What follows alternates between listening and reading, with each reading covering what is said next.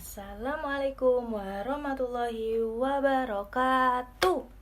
Selamat pagi teman-teman semua. Hari ini kita akan belajar tentang Nabi Ulul Azmi. Ayo, ada yang tahu nggak ya Nabi Ulul Azmi itu ada berapa ya? Apa? Oke, bener semua. Ada 5. Ayo, ada apa aja ya Nabi Ulul Azmi itu?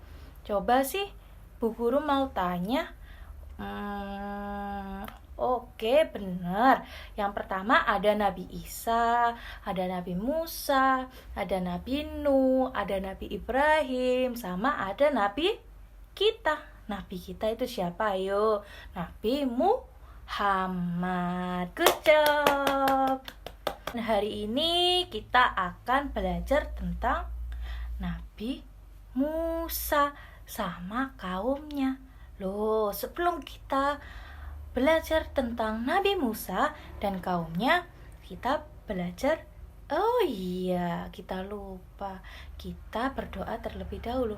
Jika aku berdoa, ku angkat tanganku dengan suara lembut, tidak berteriak, berdoa sungguh-sungguh agar dikabulkan segala permohonan hamba yang beriman.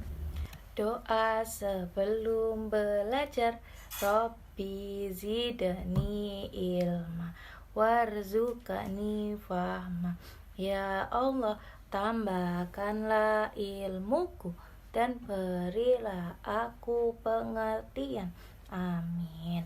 Teman-teman, ada yang tahu nggak ya perbedaan Nabi dan Rasul itu? Nah, kalau Nabi itu boleh menyampaikan wahyu, tetapi diterimanya itu tidak punya kewajiban atas umat tertentu atau wilayah-wilayah tertentu, teman-teman. Nah, kalau Rasul itu berasal dari kata risalah yang berarti penyampaian. Nah, karena itu para rasul setelah lebih dulu diangkat sebagai nabi, terus bertugas menyampaikan wahyu dengan kewajiban. Nah, teman-teman, kan tadi sudah ada dari kata risalah yang berarti penyampaian. Nah, alhamdulillah ya Allah. Nah, teman-teman, ada yang tahu nggak sih perjuangan Nabi Musa itu? Nah, Nabi Musa itu hendak menolong kaumnya loh, teman-teman. Nah, tapi kaumnya itu malah kena batunya. Ada yang tahu nggak sih? Nah, kenapa ya? Karena Nabi Musa itu dilahirkan oleh keturunan Bani Israel. Tetapi Nabi Musa itu dihanyutkan loh, teman-teman, dengan menggunakan keranjang. Dihanyutkan ke laut. Oh, bukan ke laut sih, teman-teman, tapi ke sungai. Nah, sungai itu mengalir melewati istananya Fir'aun. Nah, Fir'aun itu apa sih? Siapa ya? Nah, Fir'aun itu adalah raja di wilayah tersebut, teman-teman. Nah, maka dari itu Fir'aun itu, nah, teman-teman, Nabi Musa itu apa ya mukjizatnya ya, yaitu memukulkan tongkatnya ke laut loh. Maka dari itu ketika Nabi Musa memukulkan tongkatnya, itu berubah menjadi ular juga loh, teman-teman loh. Nah, ada lagi, kenapa ya kok dipukul tongkatnya itu dipukulkan terus bisa menjadi ular? Nah, karena itu Nabi Musa itu disuruh sama penyihir membuktikan bahwa kalau kekuasaan Allah itu benar-benar ada loh, benar-benar esa, bahwa Allah itu Maha Esa gitu. Nah, maka dari itu penyihirnya itu langsung terpukau dengan Nabi Musa, dan penyihir semua itu Nah, teman-teman, ada yang tahu nggak sih ketika Nabi Musa itu dikejar oleh Fir'aun, karena Fir'aun itu ingin sekali membunuh Nabi Musa.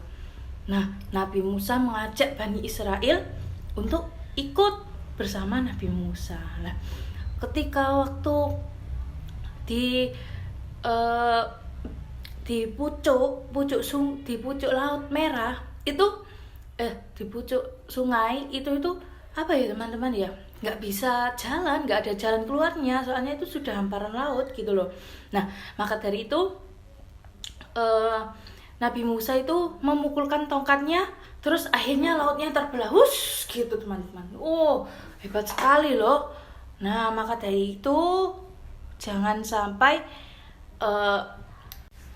teman-teman. Nah, tadi itu Nabi Musa itu melewati lautan teman-teman, dan kaumnya. Nah, setelah itu sudah sampai di melewati laut tersebut,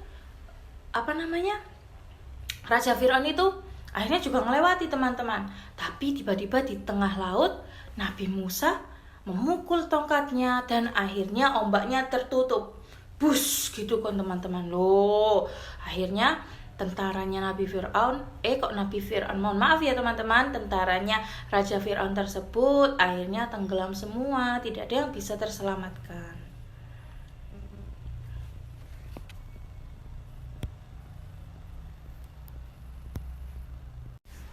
Teman-teman, nah tadi itu Nabi Musa itu melewati lautan teman-teman, dan kaumnya. Nah, setelah itu sudah sampai di melewati laut tersebut, Raja Fir'aun itu akhirnya juga melewati teman-teman. Tapi tiba-tiba di tengah laut Nabi Musa memukul tongkatnya dan akhirnya ombaknya tertutup. Gitu kan teman-teman loh.